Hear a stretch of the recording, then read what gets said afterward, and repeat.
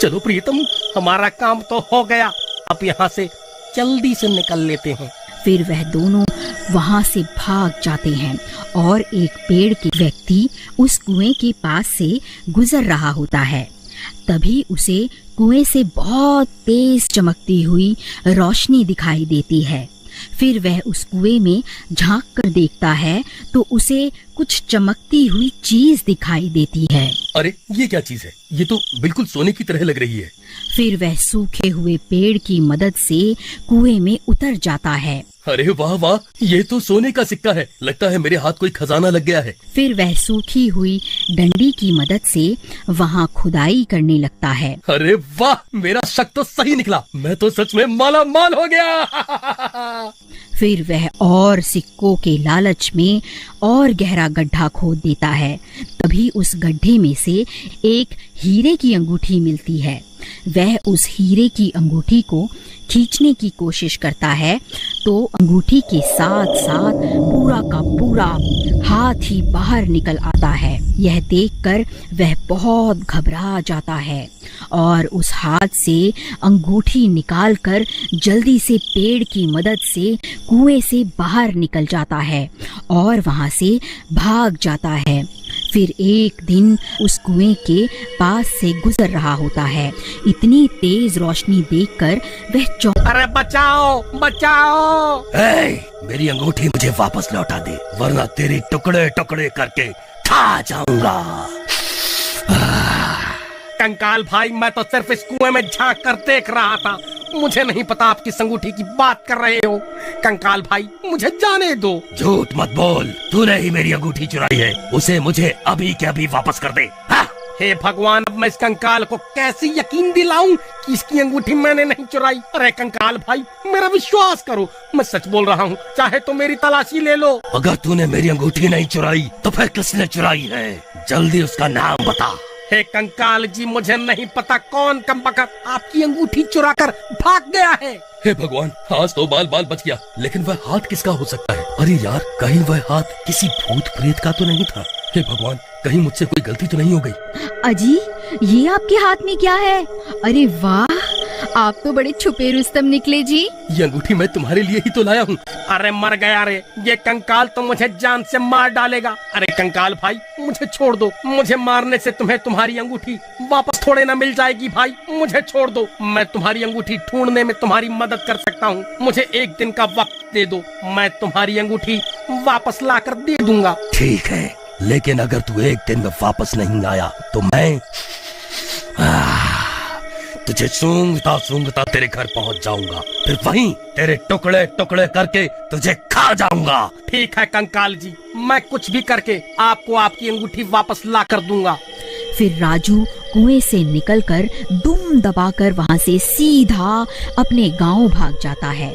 फिर सुबह होने पर सीमा पूरे गांव की औरतों को अपनी अंगूठी दिखा दिखा कर उन्हें जलाने लगती है। अजी, आपको कुछ पता भी है?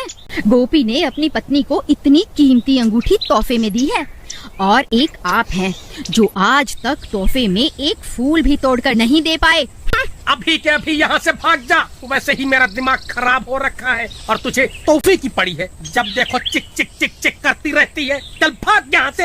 ये कैसे हो सकता है? वह भूखा गोपी तो लोगों से उधार मांगता फिरता है, भला उसके पास इतनी कीमती अंगूठी खरीदने के पैसे कहाँ से आए? जरूर दाल में कुछ काला है। फिर वह भागता भागता गोपी के घर पहुंच जाता है। अरे गोपी कहाँ है? जल्दी बाहर निकल। ऐ चोर, कहाँ छुप कर बैठा है? जल्दी बाहर निकल।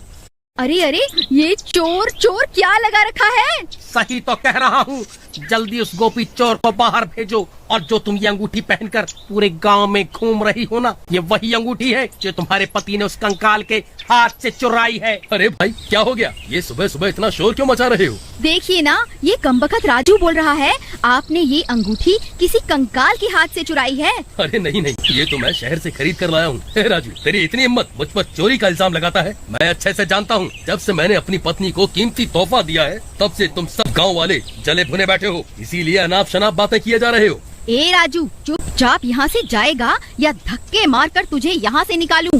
फिर राजू परेशान होकर वापस अपने घर आ जाता है। तभी उसकी पत्नी वहां आ जाती है और उसे परेशान देखकर उससे परेशानी का कारण पूछती है। फिर राजू उसे पूरी बात बताता है। अरे दैया, हम ये किस मुसीबत में फंस गए। अजी आप अभी के अभी उस सीमा से अंगूठी लेकर उस भूत को वापस कर आओ, नहीं तो रात होते ही वह भूत यहाँ आ जाएगा। अरे भगवान, मैं गोपी के घर गया था, लेकिन उन्होंने मुझे धक्के मारकर घर से बाहर निकाल दिया। अजी मुझे लगता है वह इतनी आसानी से अंगूठी नहीं देने वाली, मेरे पास इसकी एक तरकीब है। फिर रात होते ही राजू और अनीता गोपी के घर के बाहर पहुंच जाते हैं। भगवान, वह देखो, ये वही अंगूठी है जिसकी तलाश में हम यहाँ आए हैं। अजी लेकिन हम इसकी अंगूठी उतारे कैसे? अगर हमने कोशिश भी की तो ये उठ जाएगी। तुम सही कहती हो, हम इसकी अंगूठी निकाल नहीं सकते। मेरे पास एक तरकीब है, क्यों ना हम इसे ही उठाकर उस कुएं के पास रख आएं, जहाँ वह भूत रहता है। वह अपने आप इससे निपट लेगा। फिर वह दोनों धीरे से उसकी चारपाई को उठा लेते हैं और धीरे धीरे जंगल की ओर चल देते हैं। कुछ ही देर में वह उस खंडहर के पास पहुंच जाते हैं। फिर वहां पहुंचकर वह उस चारपाई को कुएं के पास रख देते हैं। अरे कंकाल जी, आप कहाँ हो? देखो, मैं आपके लिए तोहफा लाया हूँ। आप खुद ही बाहर आकर पीछे जाकर छुप जाते हैं। अरे वाह, मैंने तो सिर्फ अपनी अंगूठी मांगी थी, वह गांव वाला तो मेरे लिए एक और तोहफा ले आया।